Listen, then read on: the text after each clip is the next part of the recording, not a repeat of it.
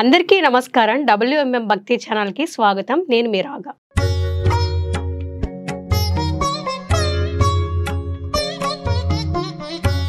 నలభై 6 ఏళ్ల తర్వాత మళ్ళీ తెరుచుకున్న రత్న భాండాగారం.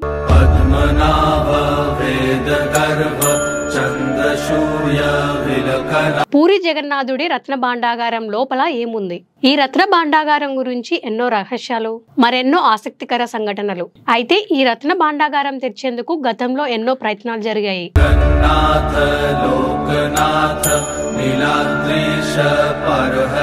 కానీ అవన్నీ విఫలమయ్యాయి. అయితే తాజాగా 2024 జూలై 14న మళ్ళీ జగన్నాథుడి రత్న భాండాగారం తెరుచుకుంది.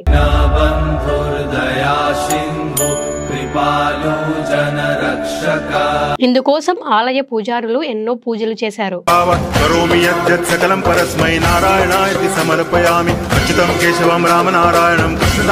ఆ తరువాత రత్న భాండాగారాన్ని తెరిచారు. అచ్యుతం కేశవం కృష్ణ దామోదరం అందులోని 3వ గదిలోకి ఒక 16 మందితో బృందం వెళ్ళింది. అందులోని సంపదను బయటికి తీసుకొని రావడానికి వారితో పాటు ఒక 6 భారీ పెట్టెలను తీసుకెళ్లారు.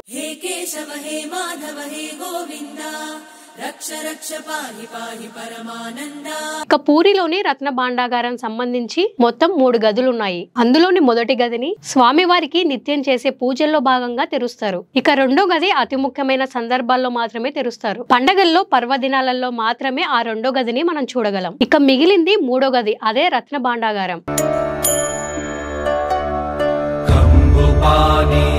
దీన్ని కరెక్ట్ గా 46 ఏళ్ల క్రితం ఒక్కసారి తెరిచారు. అయితే 1978లో రత్న భాండాగారాన్ని తెరిచారు. అప్పటి నుంచి ఇప్పటి వరకు మళ్ళీ ఆ గది తెరుచుకోలేదు. ఆ గదిని తెరవడానికి గతంలో కొన్ని ప్రయత్నాలు జరిగాయి, కానీ అవి ఫలించలేదు. ఆ 3వ గదైన రత్న భాండాగారంలో అంతులేని సంపద ఉందని అక్కడ పూరిలోని జగన్నాథుడి భక్తుల నమ్మకం.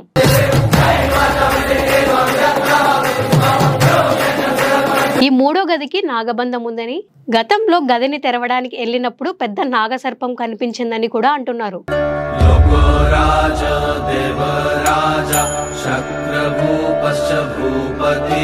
ప్రస్తుతం వెళ్లిన బృందంలో పాములు పట్టడంలో ఆరితేరిన బృందాన్ని తీసుకెళ్లారు. అలాగే వారి వెంట ఒక వైద్య బృందం కూడా ఉంది. ఎవరికి ఏ ప్రమాదం జరగకుండా అత్యంత జాగ్రత్తలు తీసుకుంటున్నారు. అత్యంత ఆధునిక టెక్నాలజీని కూడా ఉపయోగిస్తున్నారు. అయితే ఈ రత్న భాండాగారాన్ని తెరుస్తున్నారనే విషయం తెలుసుకొని చాలా పెద్ద సంఖ్యలో ప్రజలు, భక్తులు ఆలయానికి వస్తున్నారు.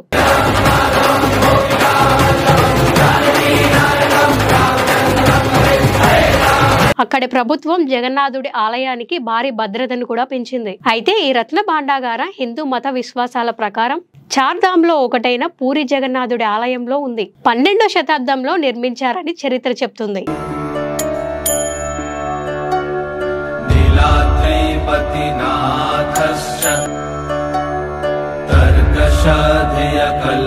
ఈ జగన్నాథుడి రత్న భాండాగారంలో వజ్ర వైడూర్యాలు, కెంపులు, రత్నాలు, స్వర్ణ ఆభరణాలు, వెండి ఇలాంటి విలువైన వస్తువులు ఉన్నాయని చెప్తున్నారు.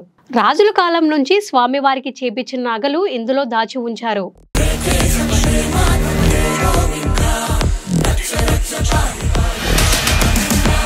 ఇప్పుడు స్వామివారి నగల గురించి అందరికీ ఆసక్తి నెలకొనింది. పూర్వకాలంలో 3 ఏళ్లు లేదంటే 5 ఏళ్లకు ఒకసారి ఈ గదిని తెరిచేవారు. అప్పుడు మాత్రమే గది తలుపులు తెరిచి సంపదను లెక్కించేవారు. అయితే చివరిసారిగా గదిని తెరిచినప్పుడు కొన్నిటిని వదిలేయడంతో లెక్కల్లో గందరగోళం నెలకొలింది. అందుకే దీని గురించి నిజ నిజాలు తెలియాలని కొందరు భక్తులు కోర్టులో కేసు వేయడంతో న్యాయస్థానం రత్న భాండాగారాన్ని తిరిగి తెరిచి సంపదను లెక్కించాలని ఆదేశించారు. ఈ కారణం చేతనే 46 ఏళ్ల క్రితం తెరుచుకున్న 3వ గది ఇప్పుడు మళ్లీ తెరుచుకుంది. అయితే మే 20, 2024న లోక్సభ ఎన్నికల ప్రచారం కోసం పూరి జగన్నాథుడి ఆలయాన్ని దర్శించిన ప్రధాని మోదీ తన దర్శన అనంతరం రత్న భాండాగారం గురించి మాట్లాడారు. జగన్నాథుడి ఆలయానికి రక్షణ లేదని ఆయన అన్నారు. ఆలయంలోని రత్నాల దుకాణ తాళం చెవి కనిపించకుండా పోయిందని విమర్శించారు. ఈ నేపథ్యంలో 14 జూలై 2024న రత్న భాండాగారం తలుపులు మళ్లీ తెరుచుకున్నాయి. పూజనీయమైన ఈ గదిని తెరవడానికి ఆలయంలోకి ప్రవేశించిన 11 మందిలో ఒరిస్సా మాజీ హైకోర్టు న్యాయవాది విశ్వనాథ్ విశ్వనాథ్ రాధే, శ్రీ జగన్నాథుడి ఆలయ పరిపాలన చీఫ్ అడ్మినిస్ట్రేటర్ అరవింద సాది,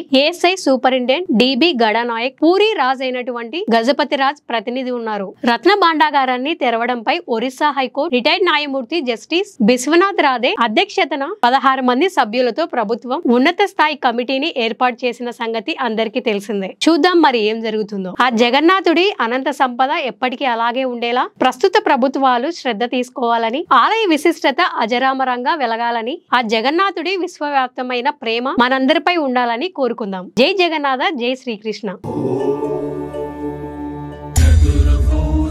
జగన్నాథ కంఠ శోభిత కౌస్తభ